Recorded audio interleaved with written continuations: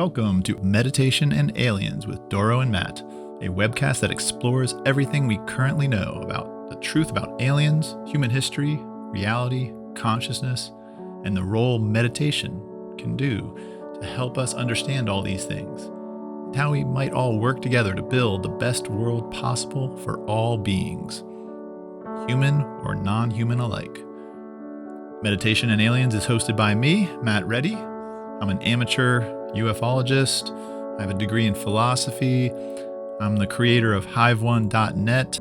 I'm also an elected public hospital commissioner in Jefferson County, Washington. Each week, I am joined by Doro Kiley, longtime meditator, a meditation teacher, and an experiencer with many stories, and life coach extraordinaire. You can find more about Doro at her website, creationcoach.com. Now, on to the show. And we're back. How you doing, Doro? I'm doing great. Looking forward to another one. How's your week been? It's been busy. I've been, trying to catch up with a lot of stuff, just personal stuff mostly, but I'm also trying to figure out sound systems for my setup here, and just staying busy, but I need to calm down a little bit. Oh, there's a great quote that I came up with that I found actually by a wonderful woman. She's a Buddhist nun, and she said, "There's nothing worse than to have a running leakage of spirit consciousness." And I thought that just captures everything. Everybody glued to their flat screens, just scrolling, scrolling, scrolling. And that's sort of what I envisioned as her running leakage of spirit consciousness. So Yeah. I'm keeping that in mind. And did you say you started a new podcast? I did, and this one is called Inquest. It's primarily going to be interviewing, and I've just started. I haven't even posted my first one yet. I've already done one, but I haven't. I'm going to post on a regular basis, hopefully, after I get 3 or 4 up. So that is going to be me interviewing spiritual / meditation teachers, and bringing to the show anything, topping it off with 3 basic questions that they want to focus on. So it's the first one turned out great, and I look forward to some more. So it's called the Inquest podcast. Right. Thanks. Well, that's exciting. Yeah, we'll see. How's your All week right. been, Matt? Good. One thing that happened for me this week is Daniel Sheehan's New Paradigm Institute had their first class for the course they're offering in, I think they're calling it extraterrestrial studies. And All right. yeah, so I signed up for their first course. He's teaching um, the first 2 courses, which each is like 4 classes over 1 class a week for 4 weeks. And then Richard Dolan is teaching the second 2 courses with the same format. And it's so we had the first class yesterday. There were, I don't know, I think there was over 100 people, I think, in the live class, but he said he said something like thousands will be watching the video. So I don't know if they have thousands already set up for this first course, Oh boy. but Is it he was going to post fascinating. it? Is he talking about thousands within the class who's signed up, or is this going to be offered on YouTube Yeah. or something? No, I think this is only if you pay to take the course, because this is a college credit through Ubiquity University. It's part of building up to get a master's or a PhD in extraterrestrial studies. I And love it's the that. first of its kind. Yeah, that's And great.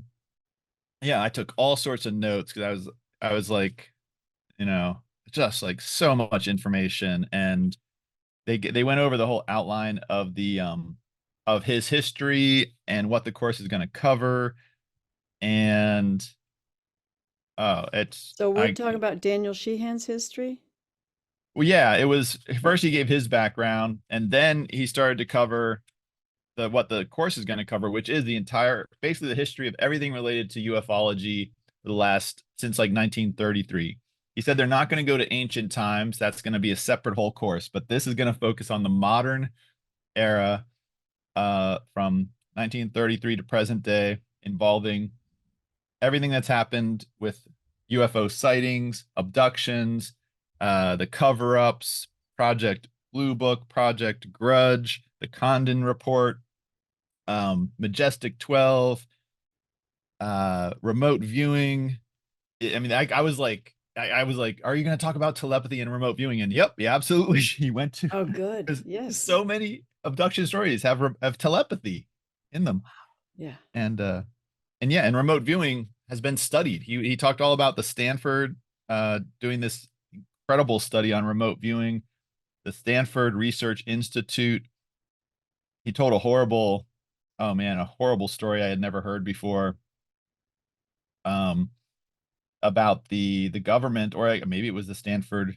No, I think it was a government program because they used nuclear submarines in order to test to see if telepathy was possible. They were trying to use telepathy or remote viewing as a means of communication with submarines, and so they did a horrible test with a baby mother rabbit and her babies.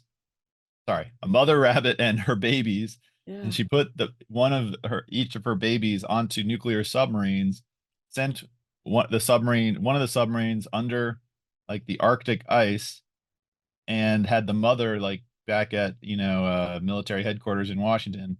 And then they killed the baby, and they had all these monitors set on the mother to just measure every single like physical reaction she had at the exact moment of the baby's death, because they had it timed. They knew exactly when they were Oh going to kill the my baby rabbit. God.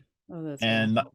yeah, but not only did they get a physical I mean, the mother went crazy, like just like started jumping all. It was like so. It was She knew. absolutely proof of a remote telepathic connection between a mother rabbit and the baby bunny. Yeah. And that was just one piece. And he said that that he just so he talked a little bit about remote viewing. Totally, he said mentioned Hal Puthoff, who was a big remote viewing person. Lou Elizondo, we know, has a history with remote viewing, even though we won't talk about it. And anyway, so I was worried he was going to stay away from telepathy and remote viewing because that's like one of the most interesting areas. But nope, it's going to be Good. part of this whole thing. We're going to be studying. He gave us books to read. Is he going to give you training and how to do it? No, it's this is more, he wants people there to become experts in all the facts, because he's trying to basically train an army of people that are well educated in the truth about humanity's relationship with these non-human intelligences, because he's like, we have to figure out what our policies are going to be. How are we going to interact with these groups?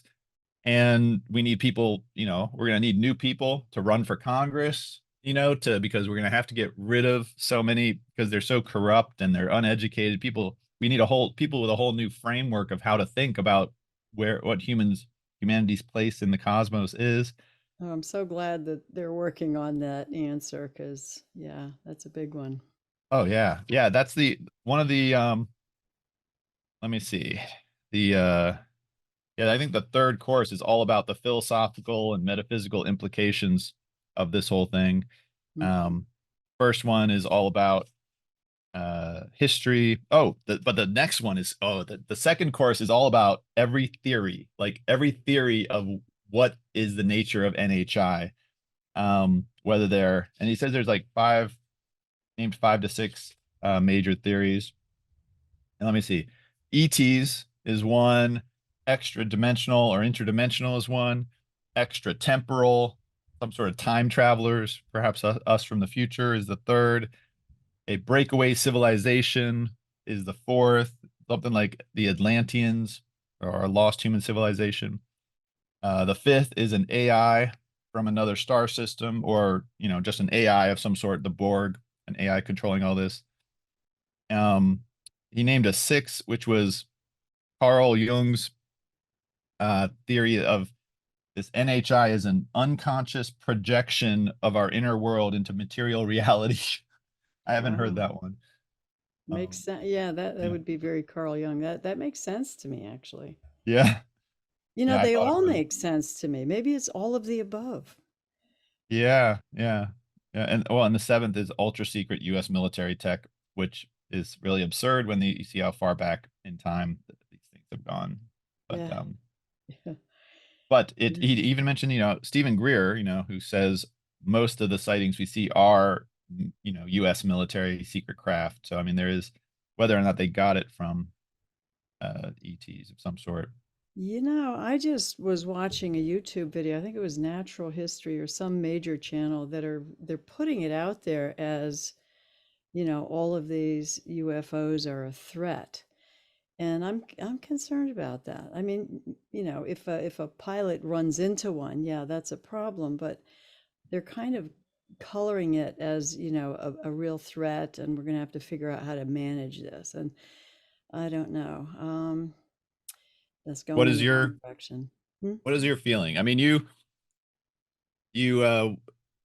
what do you think is going on with the NHIs, the non-human intelligence? Do you think they're a threat? Do you think they're in more than one group? I think yes, definitely, I would say more than one group. I think that there is a species there's multiple species that are specializing in different things. And, each species has its own sort of piece of the puzzle playing here. I think some are more genetically, focused. Some are more conscious focused. Some are dream focused. Um, so I don't know. That's kind of my feeling is that, and if we are scared and frightened, then there's going to be those that are feeding off of that. Um, so I think what we need to do is decide not what to do or what to say, but how we can manage our energy. Um, we have to choose our energy intentionally and consciously. If we fall into fear, we're just going to be catering to that level of entity that I think is here. And if we rise higher than that and, meditate, we can um, gain some assistance, I think, from higher dimensions. So that's the way I break it down. Hmm. How about you? Well, I've been watching all the Farsight remote viewing videos as my new like fascinating narrative to explore. And the I mean, I definitely believe these UFOs, these flying saucers that operate in a way that beyond the physics and technology that mainstream humanity is aware of. I definitely believe these things are real, and they've been around Earth a long time. So there's something that's been going on a long time Yeah. on Earth, and these non-humans, this high technology group or groups, they have to, I mean, best case scenario is they have been hands off and just watching humanity for thousands of years. But it seems more likely, since there's so many stories of contact with them, and there seems to be a lot of evidence they've been heavily involved at every step of the way with humans and human governments and wars. It seems like, I mean, as an activist, I've believed and sensed that the US democracy and governments have been controlled by corporations. I've always just put it to human corporations are at the top and money is at the top, and these closed boys clubs are controlling the world secretly and buying off politicians and lobbying. But now it seems, especially because of the how long this has been going, how coordinated the effort has been going on for decades and decades and decades, way longer than individual humans can sort of plan out. It just makes more sense that it is one of these NHI civilizations is at the top of the chain of the corruption and control of human corporations and institutions and manipulating things. Oh, I agree. Yeah. Yeah, definitely agree. Yeah. So But that's there's also the other influence that's coming in, which is much more spiritual, psychic, kind of ready to help anybody who's reaching. yeah. Does they talk about that? That there's and these I think are more interdimensional. I don't know that they are. They may use ebens or whatever they call grays to do their in between work, but I think the real higher consciousness ones are interdimensional. That's my feeling. Well, I think Farsight and Courtney Brown, they simplify it to they just say there are malevolent ETs and there are good ETs. And Mhm. Farsight claims to communicate with the and work with the benevolent ones, and they are interested in helping, humanity be free and be prosperous. But they also indicate when they remote view and talk to these ETs and ask them about their civilization, it doesn't look to me like their civilizations. I don't get the impression that they're utopian perfect civilizations. Ah, mhm. But they do seem in favor of humanity not being dominated and enslaved and abused by the malevolent ETs, which they say has been going on a long time. Yeah.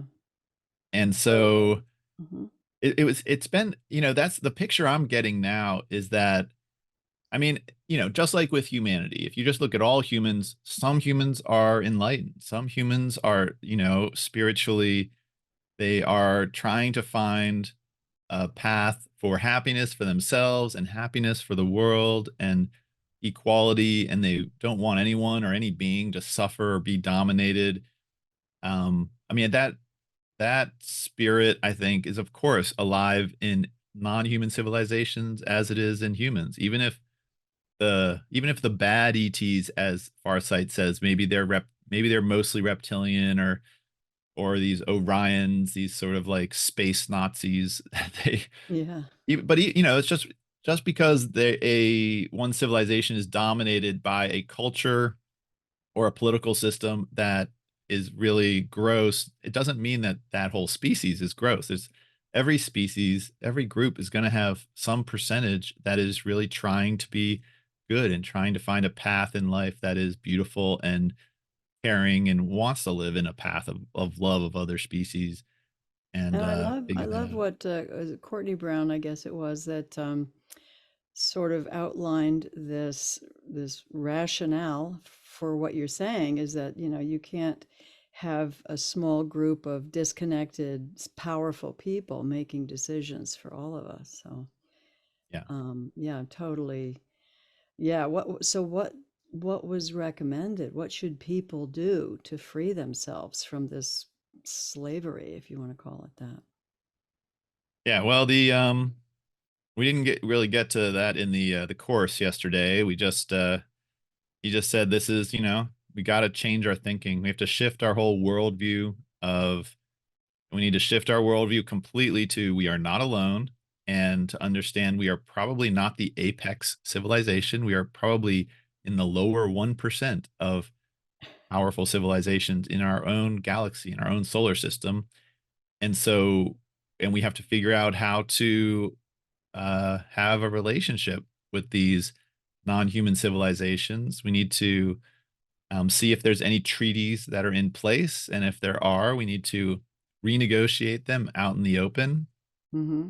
And and it kind of overlaps with it's gonna for me it overlaps with Courtney Brown, because he talks in a similar vein, but he talks much more explicitly that there are agreements, there are treaties, and he says they're invalid. They were made in secret, and therefore they do not represent humanity. You can't make a secret agreement that Mm-hmm. represents people. Um, and yeah, we need to. He says the problem is that the good ETs, they are powerful, but if apparently there is an agreement between there's like a cold war going on between the good ETs and the malevolent ETs that dominate Earth and are behind the scenes on Earth. And I think part of that agreement is that they won't reveal themselves to humanity. And Ever? if that's what the malevolent ETs prefer. Yeah. But or maybe it's not even an agreement, it's just sort of the status. If the good ETs revealed themselves, then it would just escalate to a hot war between the malevolent and the good, and they're not interested in that. It's sort of like we're the babies in the field between Russia and the US, except it's two massively powerful um, NHIs, and so it's kind of, and so they're like, he says that the friendlier ETs, if they revealed themselves, like they just had a ship appear, then what happens when they do appear is the humans shoot them down. That's what the Yeah. crash retrieval program is. And they don't fire back because then they would seem hostile and it would, because the malevolent ETs want humanity to see the good ETs as invaders and they want us to be, feel like we have to fight them. And so the good ETs don't ever fire back. They just have to let They're themselves get shot yeah. down when that happens. Wow. And Yeah, if they so revealed in them, effect, we're trying to start a war with them or something, it sounds like. yeah, I think the malevolent ETs, the war is, they are totally good with war. They want war to happen. They want massive human war. They'd probably be okay with significant nuclear war. These are the bad guys, I Yeah. assume. Yeah, Yeah. I think they're like fine because war makes it easier to control Sure. humanity. The more violence and war, the more we're in our reptilian brain and our Yeah. live in fear, and it's easier to control and implement authoritarian decisions and just channel money wherever you want. And when we're at war with Iraq or Ukraine or things are just heating up or right after 9/11, it's so easy to just like send hundreds of billions of dollars to whatever the CIA and the military industrial complex wants and to go into whatever secret parts and secret programs and groups of humans and probably to the NHIs. Yeah. Oh, create a problem and present the solution. That's Yeah. that's the old, name of the game, right? Yeah. Oh, boy.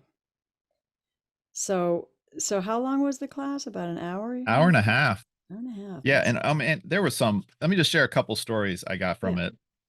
So first of all, President Carter was in 1976.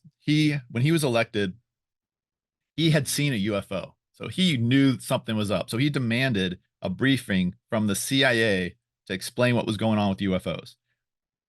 The head of the CIA was George H.W. Bush, and he refused to tell Carter anything. So Carter decided to ask the science and technology part of the House of Representatives to work with the Library of Congress to do an investigation and to get Carter all the info they could about UFOs. And they hired Daniel Sheehan at that time, who was working for the Jesuits as a lawyer, helping them draft public policy. So that is when Daniel Sheehan, as a lawyer, first got engaged in this topic big time. That was by President Carter in 1976. So he's been involved for a long time. Mm. He then got access to all the classified materials from Project Blue Book. And even though Project Blue Book was a massive cover up, they did have access to a mass amount of materials because they were given all the cases and all the documents. And so Daniel Sheehan got to see the photographs of a crash retrieval flying saucer. And he even saw on the dome of one of these flying saucers writing symbols that he had never seen before, and he wrote them down. Then he went through because he was like, I wonder what these symbols are. Is anyone going to recognize these as any sort of human language? So he took the symbols to the Vatican because he was in the Jesuit order and connected there. He brought him to a priest or a bishop that he knew at the Vatican and explained the whole thing and showed the symbols to him just to ask, have you ever seen these before? Do these look like anything? And the priest reached into his drawer and pulled out a photograph of a flying saucer. Oh my. Yeah, and this photograph had been given to the priest by a series of hands. It was actually given to the priest by the priest's sister, who got it from her husband, who got it from a pilot who took it, and it was over the Seattle area. And the pilot and the guy he gave it to, they didn't want to show it themselves because it would, it has a way of ruining your career if you Yeah.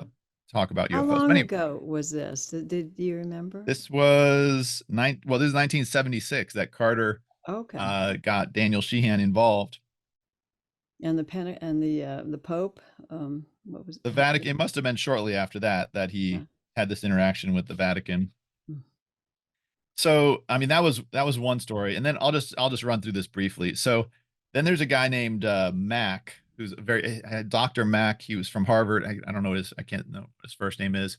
Um, he he did a bunch of interviews of abductees, and because he just found these stories fascinating, and they used um not hypnosis, but holotropic breathing or something to help people relax and remember their abduction stories. But so this guy, Dr. Mack at Harvard, he did all this research, interviewing all these people that had alien experiences, compiled a paper and tried to get it published, I think in the New England Journal of Medicine. They refused to publish it. So Oh my Dr. goodness. Mack just publishes it on his own as a book. And I've got to read this book. Yeah. But then all the faculty at Harvard tried to throw Dr. Mack. They brought him up on charges in Harvard for talking about UFOs and aliens. How can they do that? Yeah. Well, so then Dr. Mack hired Daniel Sheehan to come and defend him in front of the Harvard board. And and then this is crazy. Sheehan, apparently they knew one of the Rockefellers, and the Rockefeller agreed to fund a series of grand rounds classes at Harvard for all the Harvard faculty to show the evidence that non-human intelligence exists and that these UFOs exist and some of these crashes are real. And the Harvard faculty went crazy when he suggested that, and they dropped the whole suit, and they were like, we have no interest. Oh, And wow. yeah, so that's another time that that's how Daniel got massively connected to the ufology community and people like Stanton Friedman and all sorts. He named a bunch of names that I don't even know. Mm. Um, so that was one of, and now he's the lawyer for Lou Elizondo. So I wonder, does Harvard still have a problem with believing in UFOs? Well, Avi Loeb is at Harvard right now, and he's doing the Galileo project, and they did criticize him, but they are letting him proceed. But it seems Harvard seems to be one of the secret society, power beds, all Hmm. the way through history, which it just makes sense. If there's going to be a secret group of humans controlling the world, you're going to use certain schools, certain institutions to be your homes. And it looks like all the way back to the founding of this country, Yeah, Harvard has been one of them. yeah. But oh man, the guy was just saying story after story. Um, let me see.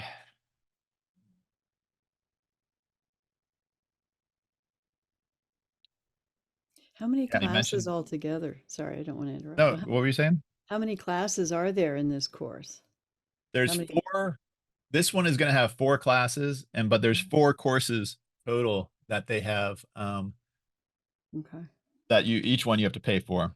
Yeah. And the thing is, and I think after you finish all four courses, then you have the opportunity, I think, to write a master's thesis, or I guess go for a doctorate, and they can, and if you can write a compelling, 30-page master's thesis that adds something, research, you can pick any sort of topic to go into and try to develop new knowledge and new information, new research. Um, you know, could get a So master's degree in extraterrestrial studies, and then can you imagine? So as you're studying, I'm sure you've got your ears open for some topic or sideline that you could develop as a thesis, right? oh yeah, I'm just like, and he was like, I mean, it could be as simple as just picking any of these major events and just digging deeper into it and really finding out more. I mean, I like, yeah, I've got ideas. I mean, Majestic 12, he mentioned how it Mm. was created by Truman to help hide what's been going on. So the whole history of that, who's been murdered um, over the years, possibly assassinations. I don't think he mentioned that specifically, but it's definitely an area that it seems that this secret keeper group was involved with the JFK and RFK assassination. There's definitely Oh a my threat there. goodness. Can you imagine doing a thesis on the MJ12? You're kind of putting yourself in the firing line there. Yeah. But I mean, Yeah. I mean that also just I'm more interested in the telepathy remote viewing fringe. I mean, Yeah. that's why we have this show, because I mean, he did talk about, we're going to get into psychological, philosophical implications, but what could be more psychologically impactful than the revelation telepathy is real and your own mind could be potentially snooped on. Could be an You, open book, yeah. yeah, I mean, what would be more psychologically terrifying to people than that? That's like, I think it's Yeah, people can't even, that's why they can't even really think about it. that's interesting. I would Yeah. want if we did a survey on, 1,000 people and asked them on a scale from 1 to 10, 1 being totally paranoid, couldn't handle it, and the 10 would be, "That would be fine, they can probe my brain anytime, I don't care." Yeah, where would you fall between 1 and 10? Oh, whether they can probe my brain anytime? Yeah. I don't, I don't give permission to go into my mind at all. Yeah, and I I think that's a good point to make is that, they can probably do it if you're not setting up some kind of a bubble or protection or saying just don't. Um, I mean, I I think that would be important. I don't know. What do you think? I think there might be a law against it. Mm. I think, I think these alien civilizations are a law-based group. They're guided by treaties and laws. And I get the sense, even with a lot of these abduction stories, you hear if you clearly say no, then they have to not take you. I think that their trick is they can get people to say yes. The same way, sometimes it might be a tricky, they make it seem like you don't have a choice. Like maybe they threaten you verbally, but I think they can't actually physically take you against your will if you consent because, you believed one of their threats. And their threat could be like, not like we're gonna hurt you if you don't go, but you're gonna die if you don't go because you need us to cure you, or they could just lie to you about something. Mm. It's manipulation, gaslighting. There's no law against lying and gaslighting. Oh, I that's don't think there's a law against that, but I think there's a law against actual violation of people's um consent.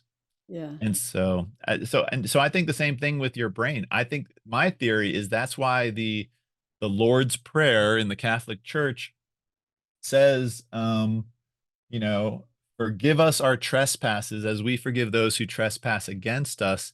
It's like it's a way to every day make people say, okay, if someone did violate my brain, I forgive them. So they're like immediately absolving all trespassing that any Okay. NHI is doing. That's an easy pass, yeah. Yeah. Oh, It's dear. like, they're like, they can defend that this is the way legalistic bureaucrats are. They need legal defenses. And so it's like, Yeah.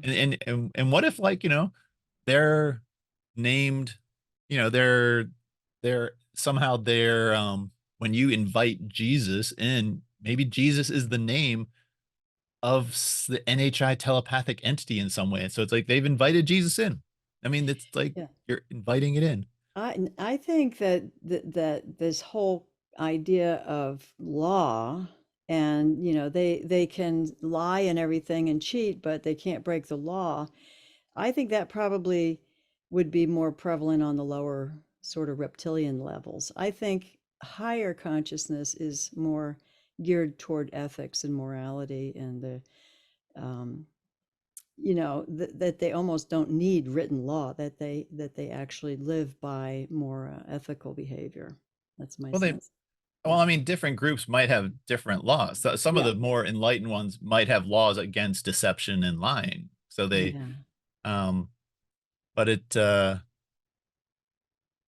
yeah, This is going to be good. I'm going to enjoy following you taking this class. This is bringing up some good stuff.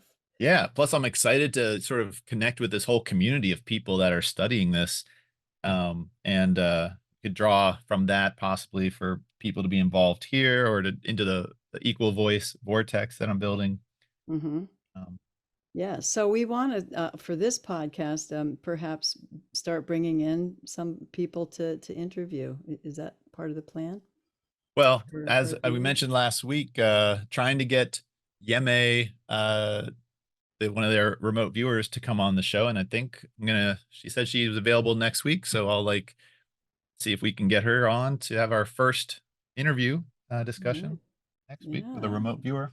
Maybe we'll make that a thing. Wouldn't that be fun to have Yeah. remote viewers on and do a little session once in a Yeah. while? Speaking of Farsight Institute, they released a video on YouTube, their Farsight March update, and this one is pretty. I mean, they're really sticking their neck out with this one. Uh-oh. They're saying they did a remote viewing to try to see, because they're like, it looks like the Biden and Trump campaigns look so weak, and they're incredibly bad candidates, and Courtney Brown was just fascinated by how aggressive the attacks have been on RFK Jr. Yeah. And he was just like fascinated. It looked like the mainstream media was like re-editing his clips to they're just like pulling out all the stops to try to Hmm. slow him down.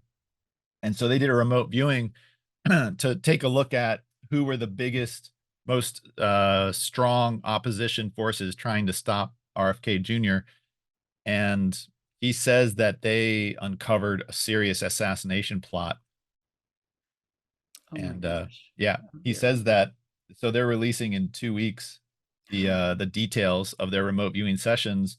He says that he believes that by releasing this info, it will prevent this assassination attempt. But they're going to release all this, the remote viewing info on it, and it's really disturbing.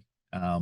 But and he says they did it before. They did this in 1997. They did a remote viewing that saw a someone who's going to take a suitcase nuclear bomb into New York City, and they released their Farsight remote viewing on it. And then if you look back in, there is evidence now looking back of two, I think, Lithuanian or Ukrainian guys trying to smuggle in nuclear suitcase bombs into Miami, who got caught like shortly after that. Um, Yeah, I mean, the military uses remote viewers, right? I mean, it's a real thing, and so that would make sense that, if something legitimate comes up through a remote viewing, that they would try and stop it. well, yeah, I mean, you know, if there is a part of the military and CIA that is working on the side of good, it seems it's like it seems fractured. It seems part of the intelligence community is on the side of like Lou Elizondo, David Grush, Christopher Mellon, and part is just on the side of Lockheed Martin and Mm-hmm. Radiant. And actually, I have a short clip to play Oh, um, good. of the latest news, um, sort of along these lines. Let's see Yeah, I am here. concerned about RFK. He's had break-ins, and yet he can't get any bodyguards or coverage like the other candidates. Yeah, well, that's what Courtney Brown says. It's like it's suspicious they're not allowing him CIA protection, or it's not Right. CIA, Secret Yeah. Service protection. Yeah. They're just leaving it wide open. Um, yeah. Okay, so this clip is from Post Disclosure World. This guy has been covering disclosure forever, and I really like him. And here he's talking about how it's come out that Travis Taylor, who is connected with Skinwalker Ranch, was part of the people blocking the part of the UAP Disclosure Act. But there's some interesting details here that comes out. So I'll just play the What's his clip. name again, this guy? His site is called Post Disclosure World. I Oh, don't okay. know what his actual name is. Okay. His YouTube channel is Post Disclosure World. Mm-hmm. All right, here we go. Now, on December 3rd, Liberation Times covered this story that Sheehan was discussing just now in an article titled, Daniel Sheehan exposes 5 powerful Republicans blocking UFO Disclosure Act as the clock ticks down. And I'm going to share 2 pertinent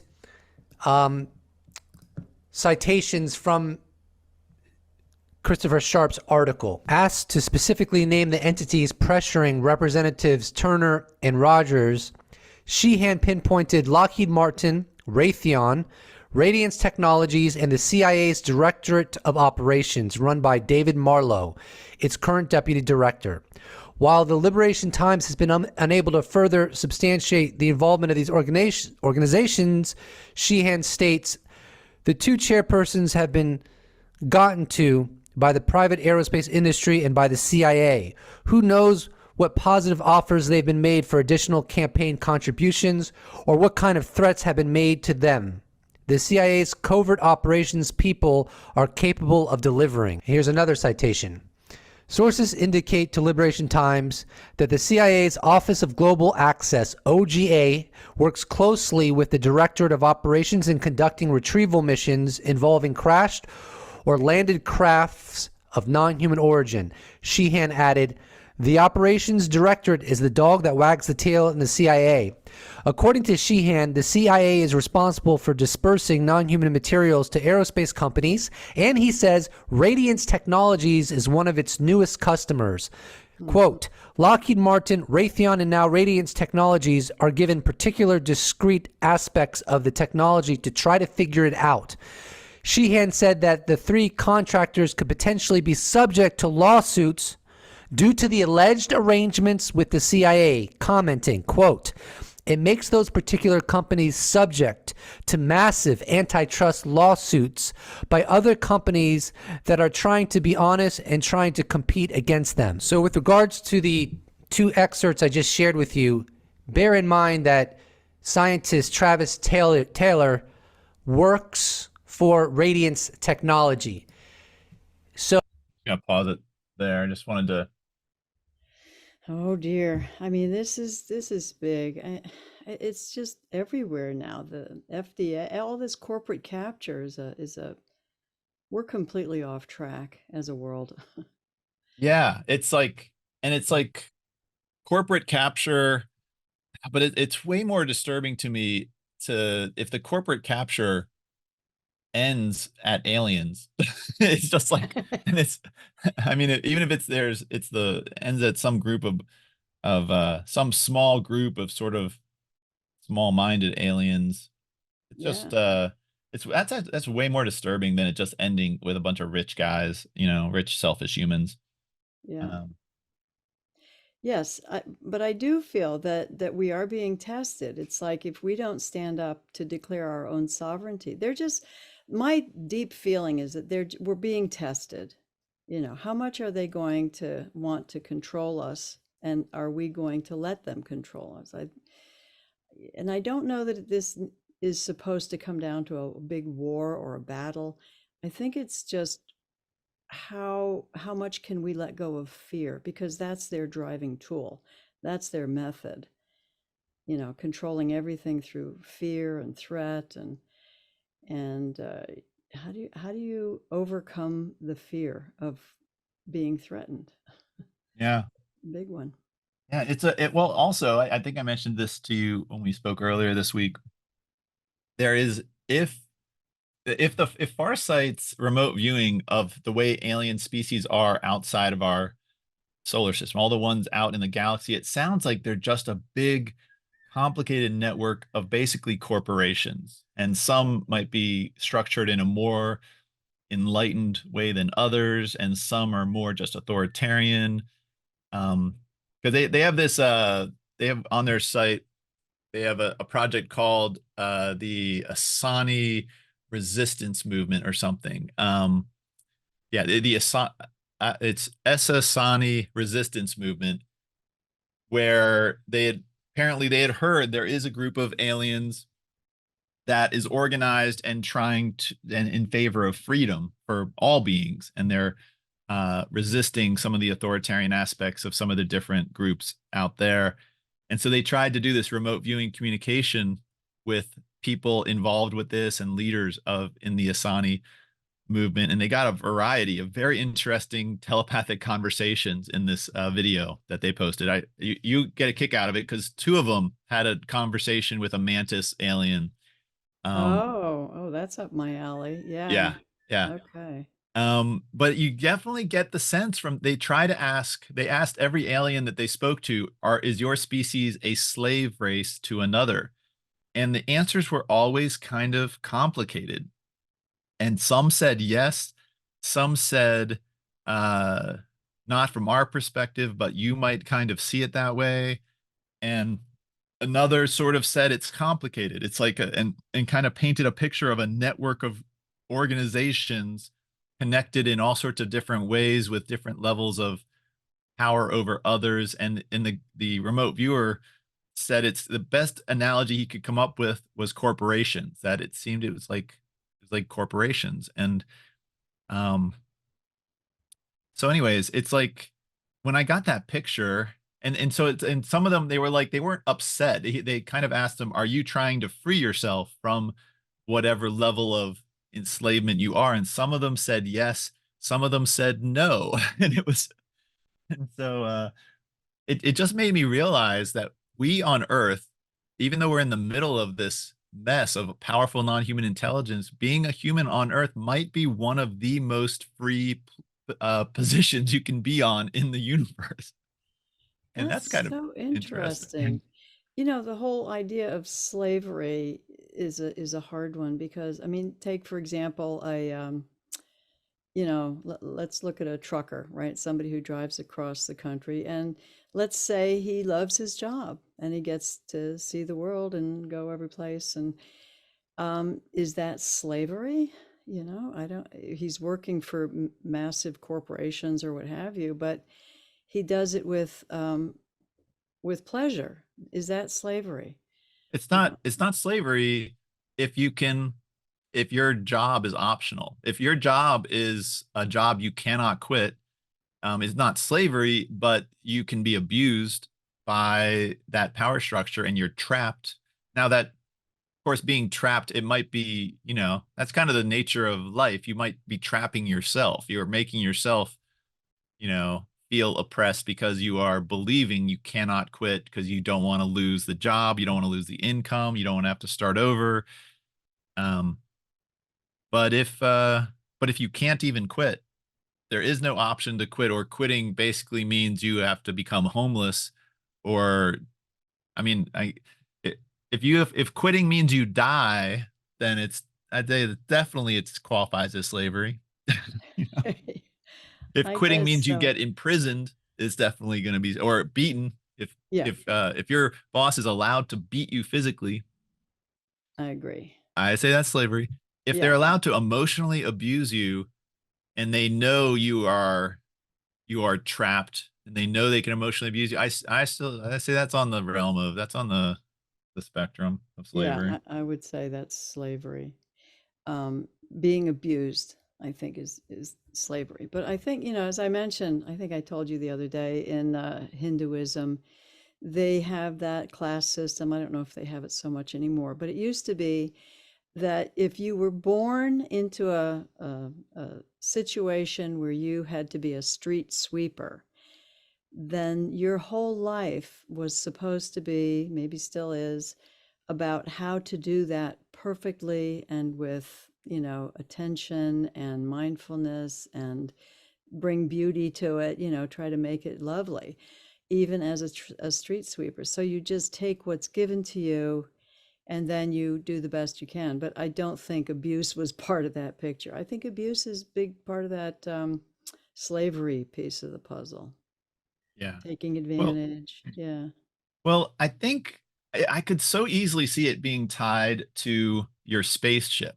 I mean, if it seemed like a lot of these aliens they were talking to were on giant motherships of some sort, and if you're on a, let's say you're living on an aircraft carrier or a giant boat, and they're like, well, you either have to do some work on this boat as be part of the crew, or we are going to drop you off on an, we're going to kick you off. I mean, Deserted island. Yeah. so like if you're on a spaceship and that's your home and you don't have a planet that you can go to live on that's comfortable, or then you are trapped and you have to like take a job, and they're gonna like, these are the, they might be like, you can, there's two jobs you can have on this ship and those are the only ones you're qualified for. And it is, and if you have, and if your brain is not private, I mean, if they can get into your brain without your consent and manipulate what you see and feel, um well, I mean, again, that's I think in the realm of slavery.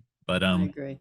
I think that kind of abuse. But, if you were on a spaceship under those same conditions where you were constantly being reminded of how valuable you were and how, being respected and appreciated and supported to the point where you're feeling like this is wonderful.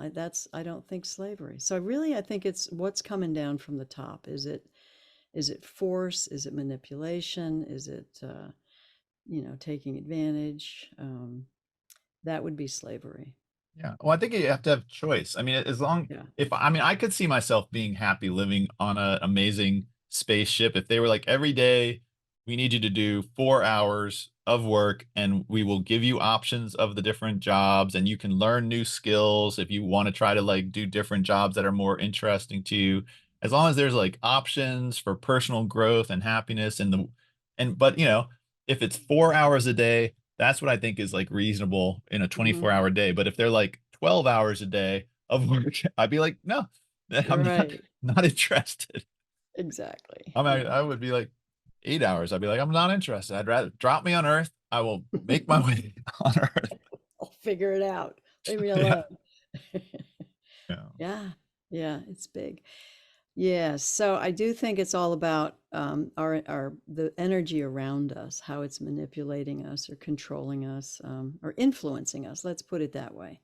It's Yeah. just going to influence us, and then we have to find the best way of managing. Um, Anything else about your class? This has been a good one. No, it just seems like it's a great academic, intellectual training ground to try to, like, help change the way humanity thinks and sees itself to try to recreate our society, which is kind of like aligned with my personal mission, of Me too. Me what I too. want We to got to do. do something. Yeah. And I guess it just means we're trying to create on Earth the most perfect society. And it might be maybe we can create something here that all aliens in the universe will be like, that's one of the best places to live. It's like structured in the most fair, elegant way. And I would say that we are being guided in that direction with higher non-human intelligence. They're willing to guide us in that direction if we can open up to it. Right now, so many people are so entrenched in anxiety and fear. So obviously, this is where meditation comes in, because when you can calm the mind and be present and open to anything, basically it's involving more and more just plain old letting go of fear of death, because we're coming down to the bottom line where everybody's getting so anxious and so fearful, and we have to let that go. We just got to let it go of everything, let it all go, and from that point we can find motivation to move in the right direction with this inner guidance that's coming through for anybody who has a quiet mind. Yeah.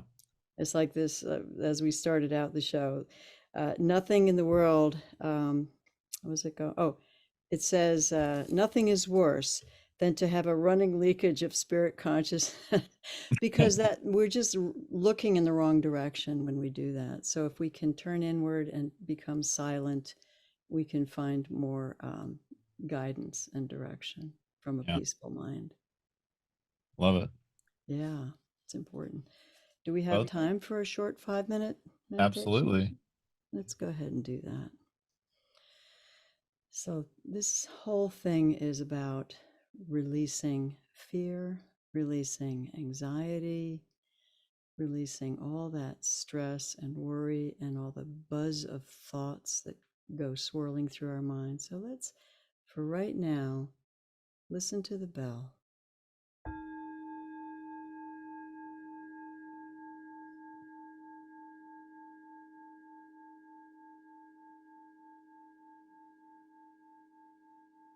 You can feel the vibration on your eardrum.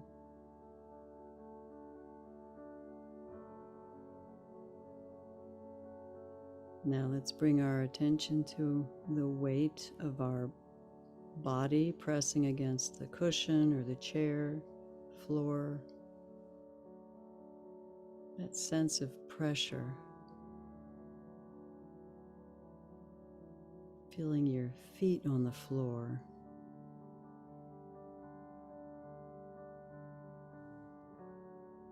Feeling your hands in your lap.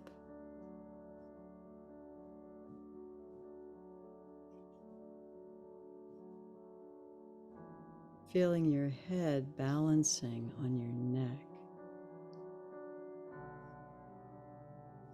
The muscles tightening and contracting.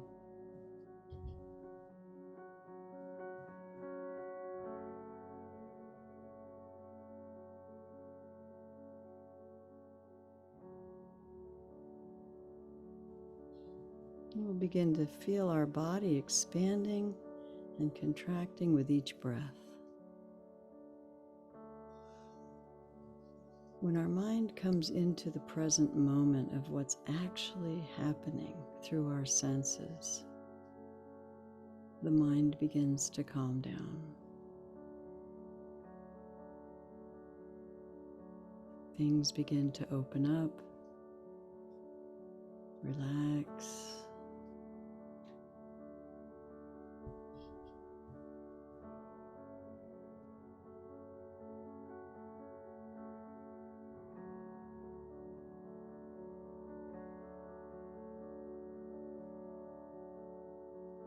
Feel that breath breathing in and breathing out.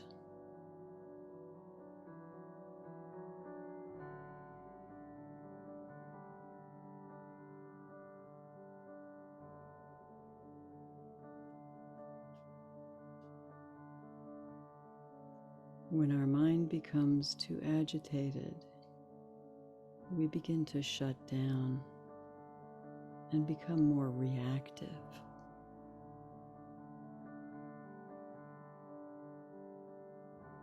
When our mind is calm and open, expanded, there's more choice.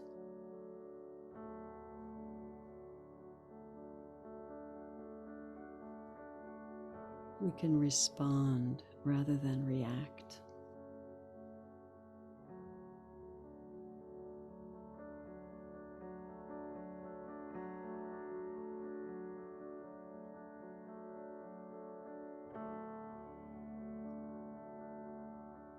Most Eastern teachers will tell you when your mind is at rest, everything that happens is perfect.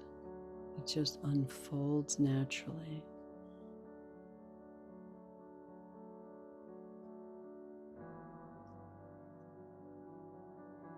A squirrel doesn't have to go to school to figure out how to survive a winter. It just knows. It's being guided.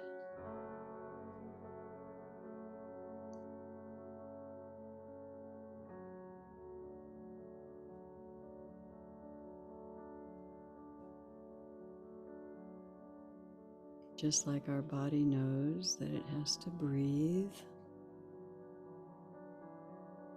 just like our liver knows that it has to do thousands of enzymatic exchanges every second.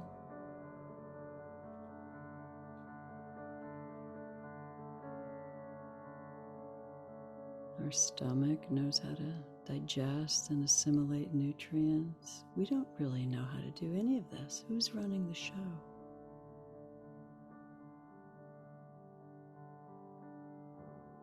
We're just watching.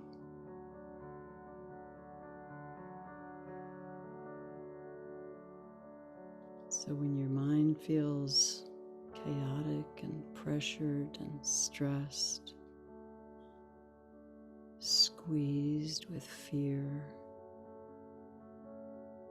just come back to the breath. Feel your feet on the floor, or better yet, feel your feet in the grass.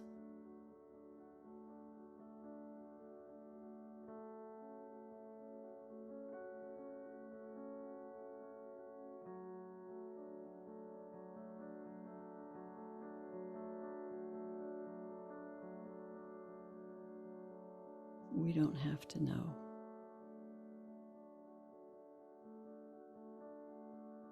And we can just relish the mystery with curiosity. And from this place of open, soft being, we can be more receptive to higher guidance.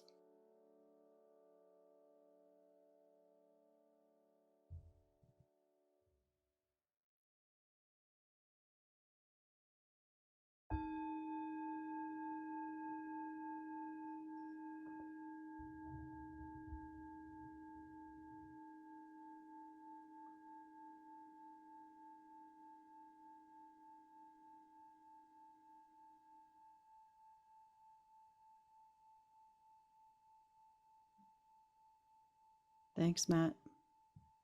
Thank you, Doro. Have a great week. You too.